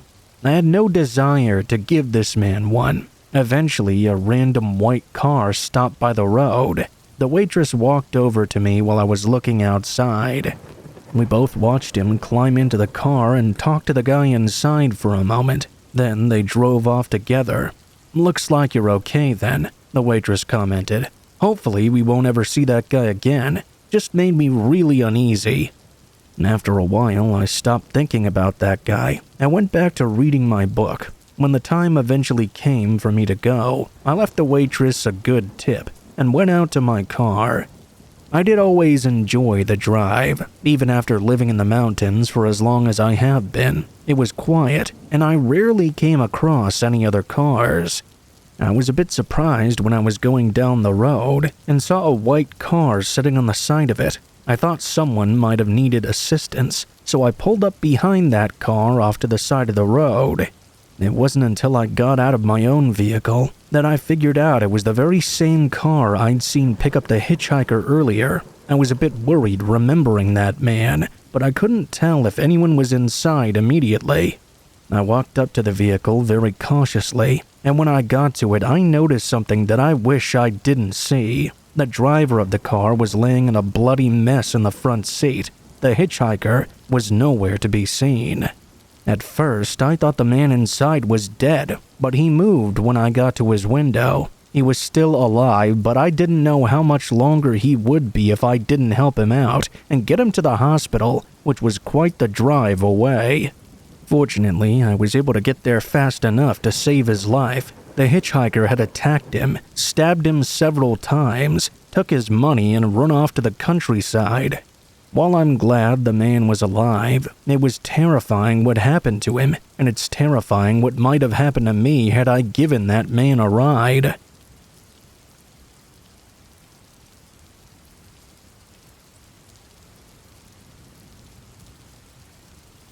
I haven't always liked spending my time around people. For many years of my life, I lived out in a cabin in the middle of the countryside. The cabin itself belonged to an uncle of mine. Before he passed away, he left it to me in his will, and I decided to move into it myself. The cabin might not be as bad as something you've seen in the Evil Dead movies or anything, but it wasn't the greatest thing either. It was well away from other people. He'd also left me some money too. for a long time, I was able to just quit my job and live in that cabin. It's important to know that although this cabin was very far out in the woods, it's not like it was lost in the middle of nowhere necessarily. It was far out in the hills for sure, but there was a path that led to it. The road did end at the cabin, however, and you couldn't go any further out in the hills than that, unless you decided to go on foot. I spent a lot of time up there by myself, but I never really got lonely. I took care of myself by going into town for anything I really needed, but trying to live off the land for other things. I hunted for a lot of my food. I had a garden for other stuff, and only got from town what I couldn't get this way. The surrounding property was also mine, and it was nice because rarely, if ever, did anyone ever come out to visit me. You can imagine my shock then when one random night I was sitting at my fire when I heard a pounding on my front door. I was listening to the radio. AM, of course, being all that I could really get that far out. I jumped up when I heard the pounding. I didn't move at first because I wasn't exactly sure how I should react to this. No one had ever come knocking on my door during the day, much less during the night. I was cautious. I'd been living out in the cabin for so long by that point that I wasn't really scared of the surroundings at all. I was never afraid of the dark or anything like that, but this was definitely unusual. I grabbed my gun before I went to the door, and even then I approached very cautiously. I walked up to it and did not unlock it right away. I called out, asking who it was on the other side of the door. All I heard back was the wind that had been blowing hard through the trees that evening. Before I could dismiss the knocking, though, another came at the door. I asked again who it was, and let them know I wasn't about to open it unless the person identified themselves. Once again, there was no answer. Now, against the door, although I said I wasn't going to open it without an ID, I had to know what was going on. Very carefully, I unlocked and opened the door, allowing it to open on its own. I kept my gun aimed and ready, just in case there was danger out there. There was no one outside of my door. However, as I looked closer at the front of it, I saw there was blood on my door. There was also some on the porch as well. I got concerned. I wondered if someone had been hurt perhaps. But if they were and they had come looking for help, why did they run away? It really was only moments from when I heard the second knocking before I opened the door. There wasn't much light outside, but the moon was almost full. I was able to see a little bit of my surroundings. Keeping my gun in place, I slowly walked out of the cabin and out in front. I quickly looked all around, trying to see if I could find anyone out there, but I really didn't see anything. I was obviously confused and not sure what I should do. Since I didn't see anyone anywhere, I decided to go back inside and lock the door again. It was just way too strange, and I didn't want it getting any stranger. Right when I was about to open up the door, however, something stopped me. The wind was blowing really hard, sure, but I could just about make out what sounded like a person crying out in the night. I stopped and turned around. It was coming from somewhere out on the road. I didn't see anyone there, but it did keep me from going inside the cabin right away. I decided to slowly walk out to that area and see what the crying might have been. I guess I should have gone inside and gotten a flashlight, but the whole situation had me on edge. I wanted to keep both hands on my shotgun, just in case I needed to fire it. My driveway leading to the road was pretty long, and I wasn't walking very quickly down it. I was trying to make sure I was aware of everything that was going on around me. I took my time. About halfway down the driveway, I noticed a movement up ahead of me. I could see that a person was standing at the end of it. It was nothing but the outline of a person, though, because there wasn't much light. Definitely someone was there, though. After standing there for a moment, the figure started running toward me at a swift pace. I reacted as quickly as I could and fired a warning shot into the air. This caused the figure to stop so suddenly that it almost tripped over. I figured that since I wasn't able to make out much of his features, he must not have realized I was carrying a gun on me. The figure then stood up. Rather than retreat, it stood there for a few moments, almost as if trying to stare me down. We both stayed that way for what seemed like a really long time, but probably wasn't much at all. Then, rather than come at me or retreat back onto the road, the figure took off into the woods instead. If he was trying to lead me back there, he did not succeed in his goal. There was no way I was going to go out there in the middle of the night. After looking around me in all directions to see if I could find anything else, I decided to go ahead and head back to the cabin. When I got back, I once again checked all around it to see if someone was there. I had the idea in my mind that perhaps whoever had been knocking on my door may have been running from the man I'd just seen. Or, as far as I know, it was only one person, and he was doing it all himself. I didn't know, but I wanted to make sure that if someone was hurt, I could render assistance if I needed to. After not finding anything, nor encountering the man I had seen again though, I simply went back inside. I made sure the door was secured, and closed all of the curtains so no one could see inside my cabin. For the rest of the night, I sat there uneasy in my chair, with my shotgun right beside me in case I needed it. After a while, the nerves began to fade a bit, and I eventually drifted off to sleep. The following day, I checked outside to see if there was any further sign of the activity from the previous night. There was still blood on the door, and some blood on the ground as well. Not enough to lead me anywhere. Nothing appeared to be damaged either, other than minor things that may have just been caused by the wind. I was unable to find anything at all that could help to explain what had gone on the previous night. That was the only time such an incident ever took place while I was living there. I have no explanation for what had gone on. Someone may have just been messing with me, but to me that doesn't make a lot of sense. Why would someone venture that far out into the hills just to mess with someone? I wondered for a while if it may have been someone my uncle had known and made an enemy of. I wasn't sure, and I never found out anything else about what happened that night.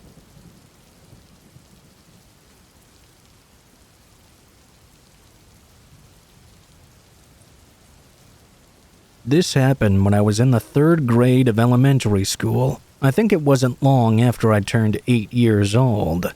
My family and I were all out on a drive one weekend afternoon. It was a bright and sunny day. I remember we were going to see our cousins, and I was really looking forward to it. We didn't end up making it to our destination that day, though. We got into a car crash, a really bad one. An oncoming car in the opposite lane had swerved over the central line, come into our lane, and hit us head-on. Our car was smashed backwards into the border at the side of the road. We were out in the sticks in the mountains. We were hit with such force that we crashed beyond the guardrail and ended up rear-ending the rocky outcrops of a mountain we were passing under. I looked up to see that my mother, who was driving, was slumped forward in her chair, her arms hanging motionlessly at her sides. She was still in her chair, my grandma was in the back, and when we finally came to a stop, she had her head against the back of the driver's seat. She wasn't moving. My sister was also in the car. She was laying face down in the footwell of the back seats. She was lying in an awkward position and wasn't moving. As for me, I had insisted on riding shotgun, so I was in the passenger seat. And the first thing I felt was an intense pain in my leg. My leg was stuck at a weird angle, and I couldn't move it. I looked forward to the front of the car. The hood was completely destroyed. Black smoke was billowing out of the crumpled metal. The windshield was smashed, and the cracks in the glass made it look like a big spider web. There was blood inside the car, and a lot of it. I could see it, smell it, and it felt like I could taste it too. I couldn't be sure if I was bleeding at that point though. Like I said, we had crashed on a mountain road. There were still numerous cars passing by though, as it wasn't exactly the most quiet road. It wasn't the kind of road with a sidewalk, and there was no place for people to walk by the side of it. There weren't even houses in the area. It was simply a stretch of highway that cars were passing by. I didn't know what to do, apart from call out for help. I was really panicking, as you can probably imagine. I seemed to be the only one in the vehicle who was still conscious. Fear was beating down on me in those moments. I think I wasn't even shouting words. I was just trying to make as much noise as possible in the hopes that someone would hear. I was so scared, but even though I was utterly terrified, there was one thing about the crash that day that scared me more than anything else. The thing that scared me the most about it all was the fact that no one pulled over to see if we were okay. Not one single person stopped to help.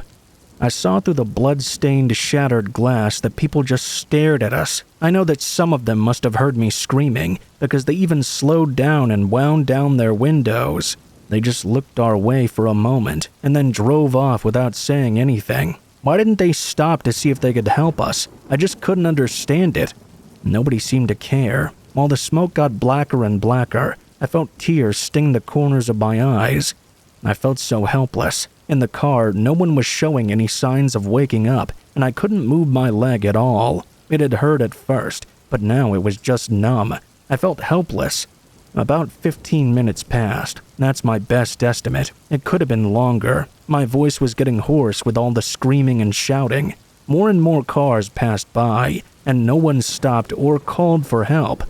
I was beyond scared. I was hopeless. I then heard someone shouting and coming towards our car. Miraculously, two guys who I can only assume had been out on a hike in the mountains came rushing over like they were my guardian angels. They called for an ambulance and waited with us. My mother was bleeding profusely, but her wounds were not life-threatening. My sister got away with only needing a couple of stitches too, but she was really bruised and had lots of minor cuts as well. I thought I was going to lose my leg, but thankfully it wasn't that bad. It was fractured in several places. Grandma, however, did not make it. She suffered a collapsed skull as a result of the crash. The car that crashed into us belonged to an old couple. I still remember what the old man looked like. He had a really red face and looked like he'd been drinking or something. I saw him at the closest hospital we ended up going to. He nodded at us when I saw him and said something like, "Ah, you guys made it. Guess that means you're all good then. That's great." Just like the passers-by on the highway, he didn't care at all about the damage he caused us. I learned something horrible about people that day. Their indifference can truly be chilling, and you can't count on any of them.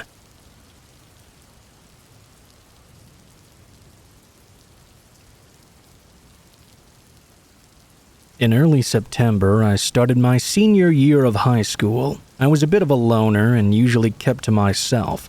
I lived in a very rural area in northern Washington state, so it took me some time to drive to school. During my second period of class, there was a student named Keith. I didn't really know him that well, but he never really seemed to bother anyone. At some point, I noticed that Keith was staring at me. I was at the far right desk in the front row. He mouthed a few words to me, but I couldn't understand what he was trying to tell me. As the day went on, I would occasionally see him in the hallways, giving me nasty looks. I tried my best to ignore him, but something about this guy felt disturbing. Finally, it was the last period of the day, and I was just about to leave.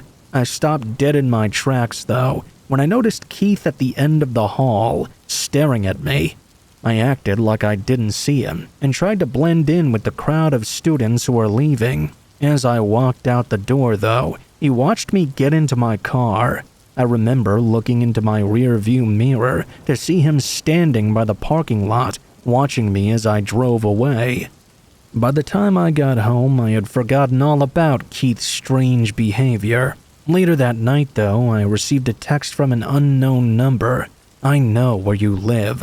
I didn't know what to think of that, so I ignored it, thinking it was just a spam message. I continued working on my homework. A while later, I received another text. This time, it was much more alarming. It was a picture of me walking into my school. The number then sent another picture of me in the school hallway. Both of the photographs had been taken from behind. Another message then came in. It was my home address. My parents weren't home at the time, so I quickly shut off all the lights in the house and closed the blinds as well. The last window I got to was in the living room. I briefly looked outside to see a silhouette standing in my front yard. It was too dark to see exactly who it was, but I closed the curtains and made my way to the basement. As I waited, an eerie silence settled in, as if something could happen at any moment. The silence was disrupted by the sound of the front door's handle being turned. Thankfully, it was locked, but the fact that someone was trying to get inside was terrifying in itself. 5 minutes later, I began to hear footsteps above me. Whoever was outside had managed to find a way inside my home. I hid under an old desk. I should have called the cops when I had the chance. I guess I really didn't think anyone would actually break in, and now I didn't want to give away my hiding position.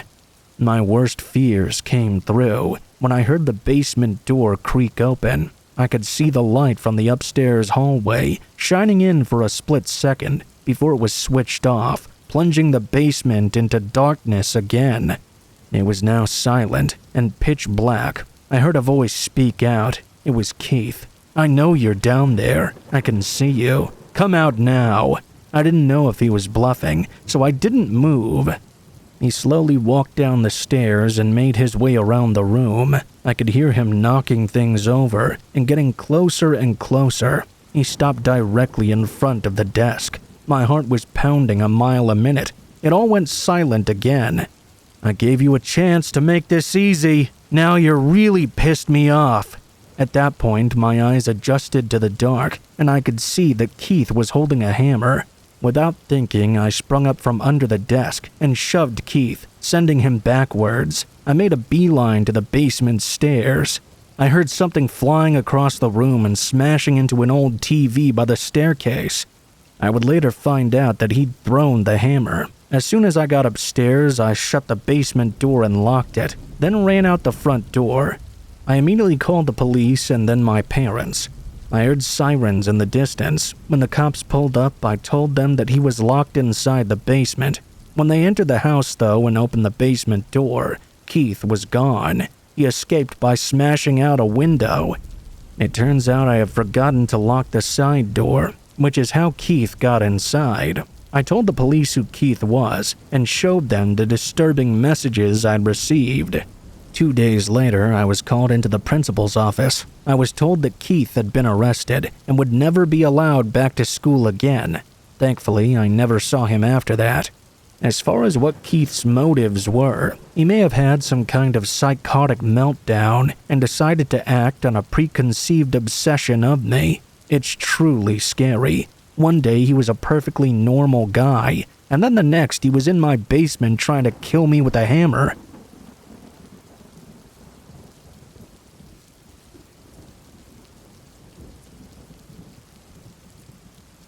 I'm sure we've all made some stupid mistakes when we were in high school. Sometimes it's not even you who makes the mistake, but just by joining in with your peers, you can find yourself in a bad situation.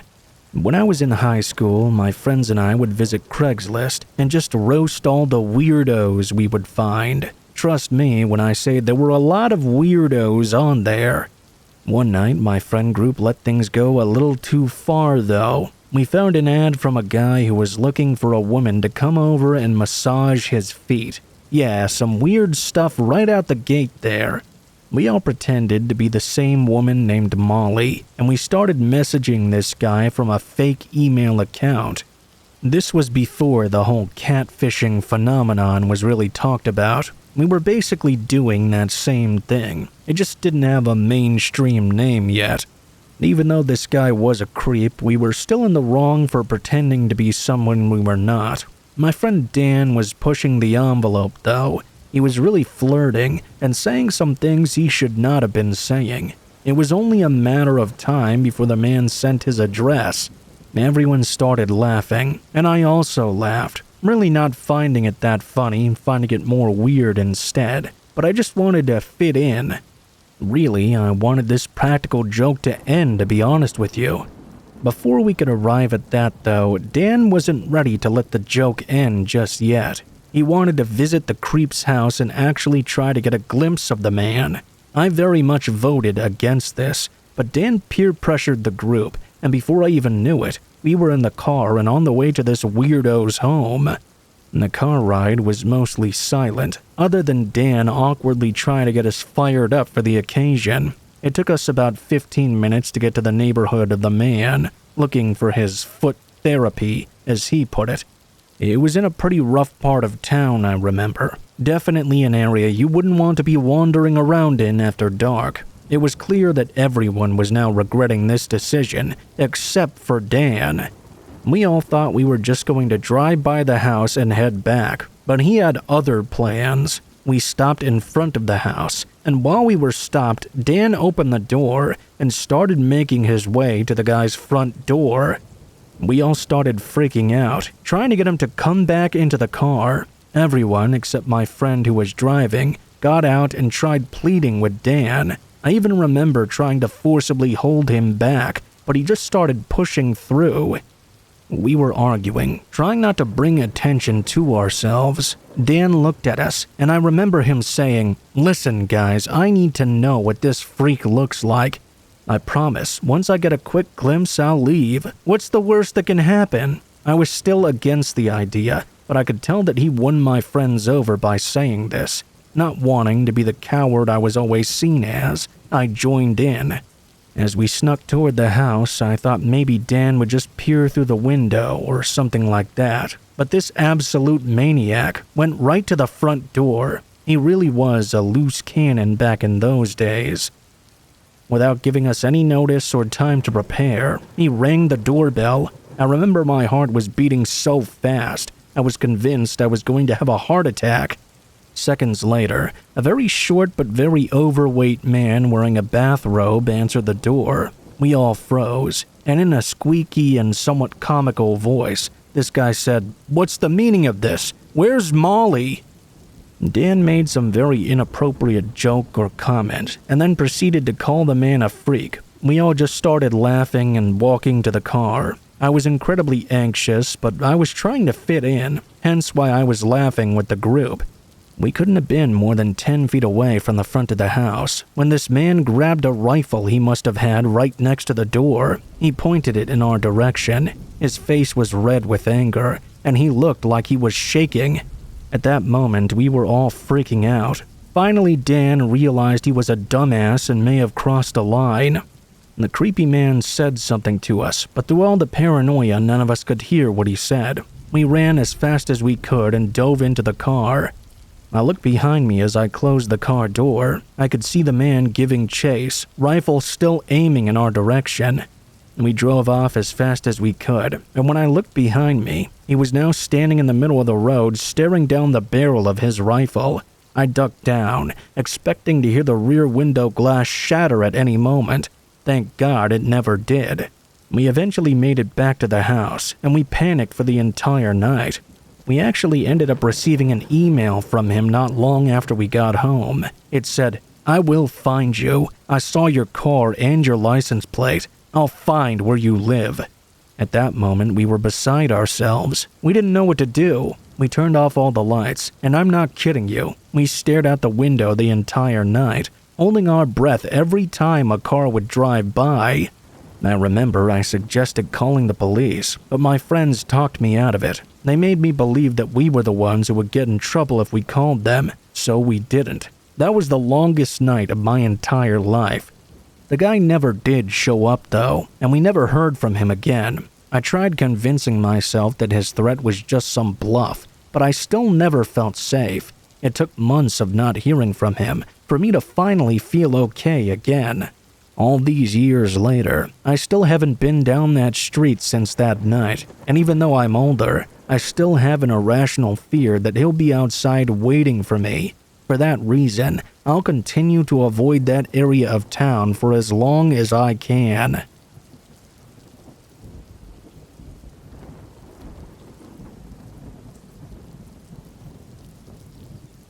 I was a security guard for an old building that the government used. It was a big secret what the building was actually used for, though. Some said it has to do with aliens. Others said it was a place to experiment on people. Who really knows? Either way, I drove my Honda Civic down to the lot. I got out and approached the building. Right away, I could tell this wasn't going to be an easy job. This building had some sort of energy attached to it. I went from being perfectly okay with the job to now being frightened within just seconds. I slowly approached the doorknob and gave it a push. The door creaked open, leading to a dark, abandoned hallway. Papers were all over the floor, the desks were knocked over. As I walked inside the building, I got the sensation that I was being watched by someone. Hello? I called out into the darkness. I started to search the first floor. Then I made my way to the second floor. And that's when I noticed a key on the ground. It had third floor labeled on it. I walked up towards the door leading to the third floor. I unlocked that door and made the way up the steps. That's when I saw about 30 to 60 rooms filled with padded cells. Some of the cells had various items on the ground. I got chills, as for the first time I realized this was some sort of hospital for the insane. I knew I didn't feel right about this building. I heard some weird noises, and at first I thought it was just the building settling. Then I thought it had to be haunted. I immediately left the third floor and was making my way down to the first floor when I heard the basement door then swing open. I watched as the door was about 50 feet away from me. There was no way in hell I was going down there. I ran as fast as I could out of the building. I called up my boss and told him I could not do this. I got into my car, and no joke, as I turned around to look back, I saw a man smiling at me from a window of the third floor. I peeled the hell out of there as fast as I could. I was never going there again. To this day, I'm not sure why they wanted this building even to be protected, or who the hell that person was in the window.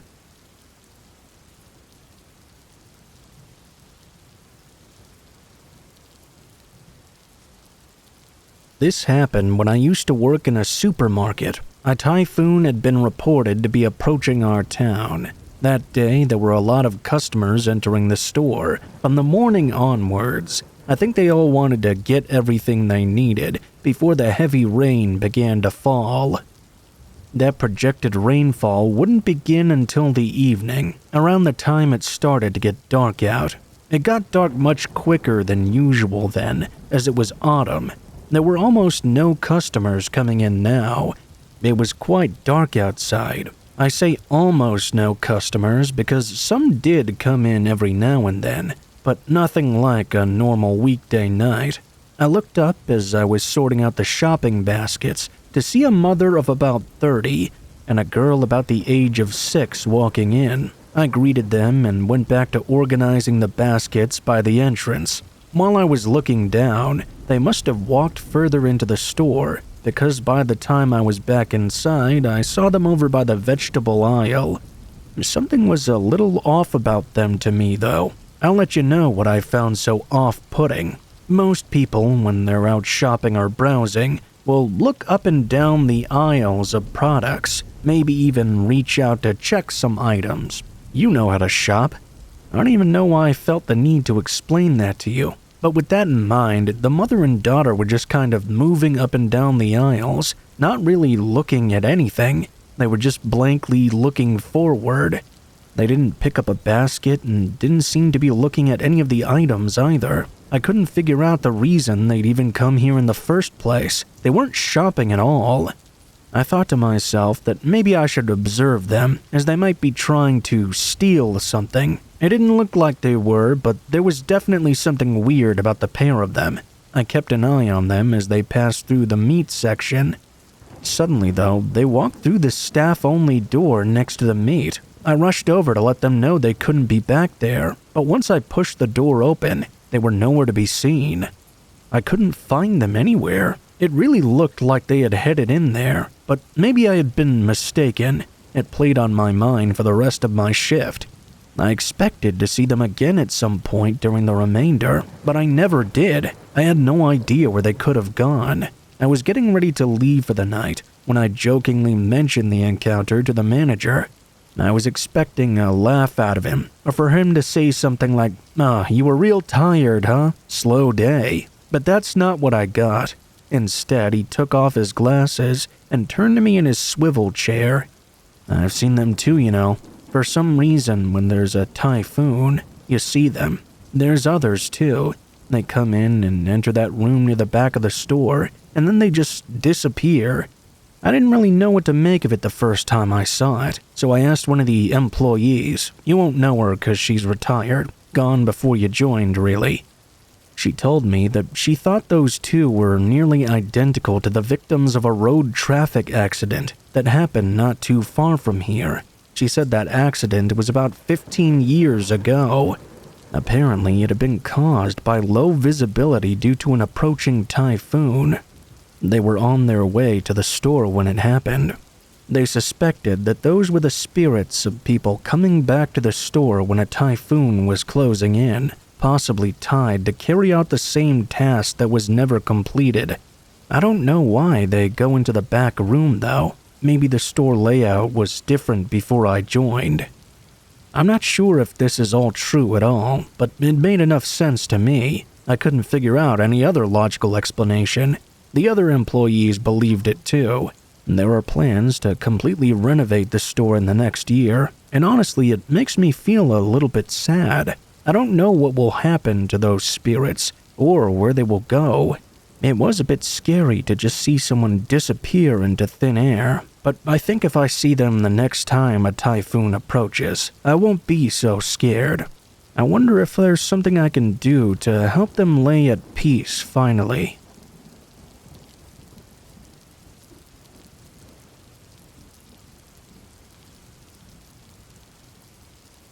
This happened when I was about 7. My sister was 9 at the time. It was a very different world back in the 80s. My sister and I were allowed to walk to the park alone as long as we stayed together. We did this all the time and never had an issue until that day. There was a playground that sat adjacent to the baseball field. Beyond the baseball diamond, you could see the forest that bordered our neighborhood. The only landmark being a massive boulder outside the tree line. We were the only ones in the park that day, playing on the monkey bars. I remember noticing a figure standing at the edge of the woods. As it moved toward the big boulder, I focused in my vision. I could see it was a man with no shirt on. He looked like he was out of shape and had long, messy hair that fell down to his shoulders. I honestly couldn't even tell if he was wearing pants or not. When he noticed me looking at him, he beckoned for me to come over. My big sister immediately stopped me. "Don't you dare go over there. Stay away from that guy." I might have just been a kid back then, but my dad had already taught us all about stranger danger. We ran all the way back home and told our dad about the strange and suspicious man. He called the police right away and reported it. A police officer showed up a short time later. After we told our story, the officer turned to my dad and said, "You know, kids, they sometimes make stories up." I was absolutely crushed that the officer didn't believe us. After he left, my dad said that he did believe us. From that day on, he would walk us to the park himself. Thankfully, we never saw that man again. The sad thing is, 2 kids from a nearby neighborhood did go missing around the same time. When the news broke, I saw a sketch made of a suspicious man wearing no shirt who had been seen in the area where the kids were shortly before they went missing. It was the very same guy we'd seen that day. I honestly don't know what became of the missing kids. My parents shielded us from stuff like that, especially after what happened at that park. Who knows what could have happened to me and my sister if that man had managed to snatch us up. Before I end this story, I just want to say I'm not someone who hates cops, but that day they got it all wrong.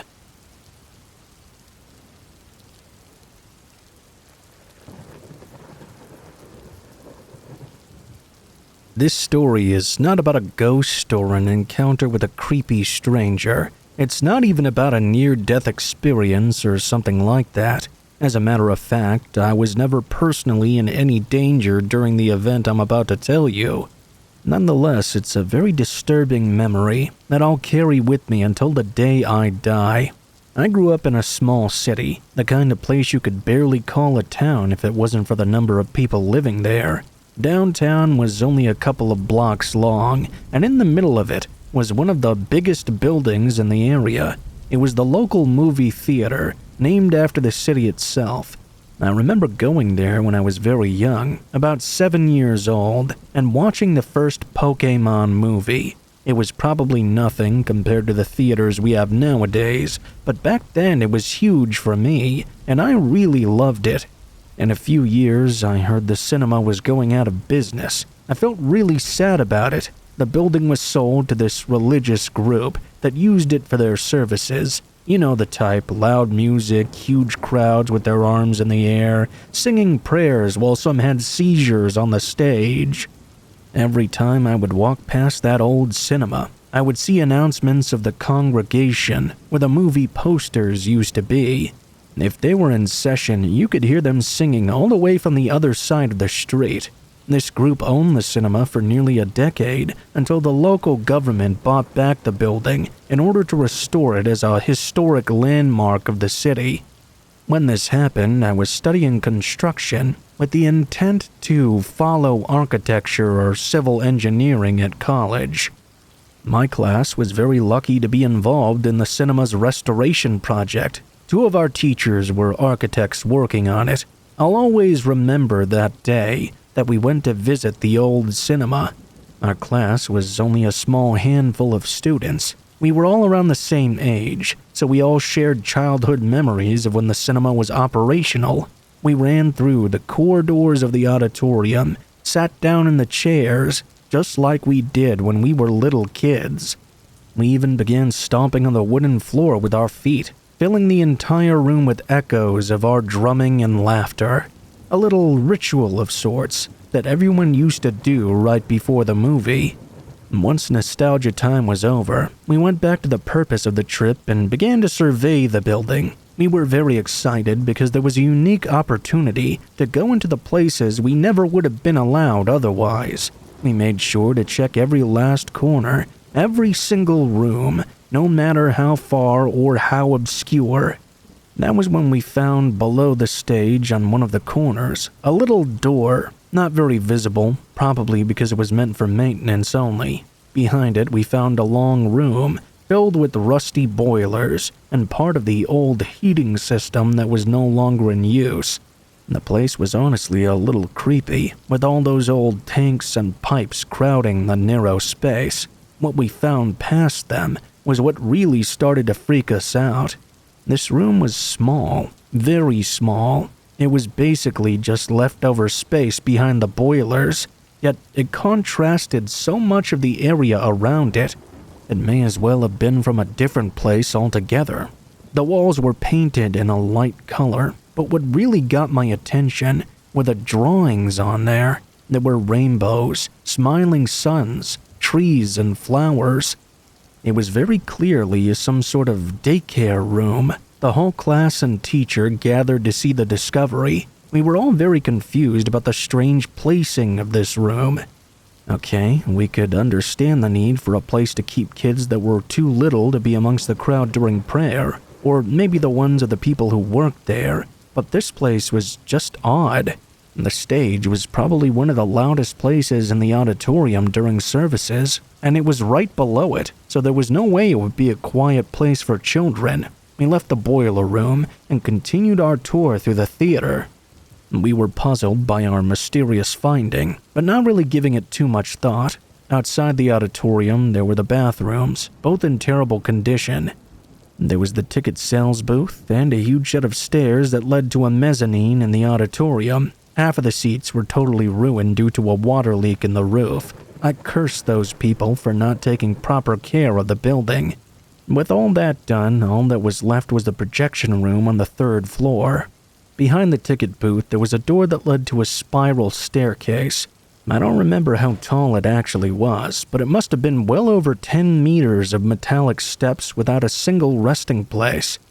By the time we reached the top, I was exhausted. I wasn't the only one. Everyone complained about how hard it was to get up there. We moved on to explore the third floor. It was roughly a narrow passageway, with a couple of divisions forming into different rooms. It was more than enough for what it was made for.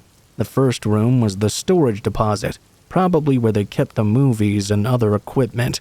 The second one was the one we were all excited to see, the projector room. The old machine was so big that it was still there. There were even some pieces scattered around it. It was quite a piece of history. No one bothered to check out the last room until we were about to leave. There we saw another strange room. There was a train in this one. Instead of a rainbow, something was written on the walls in big colorful letters. Something about Christ. I can't remember it well. The drawings were all old, and the paint was slightly peeled from the walls. The colors were just as cheerful as you would expect for a place where children played. My heart sank to my stomach as I came to the realization of what these places really were. The one behind the boilers probably served the same purpose. Take notice of how isolated that room was, the furthest away you could get from everyone else. 3 flights of grueling stairs. Imagine what it would be like to have a child go all the way up there, only to end up in that small room. My classmates and I exchanged horrified expressions. I knew we were all thinking the same thing. We never visited the theater again, even though we continued with the restoration project. We never talked about those 2 rooms. Cases of exploitation of children in the church are well known by everyone, to the point that a predatory priest is practically a cliché. But this is the kind of thing that you think happens in some place far away, in another city or even country. You can never imagine that it can happen in the very same town you live in the place where you grew up, in the very same building where you once watched the Pokémon movie when you were just 7 years old.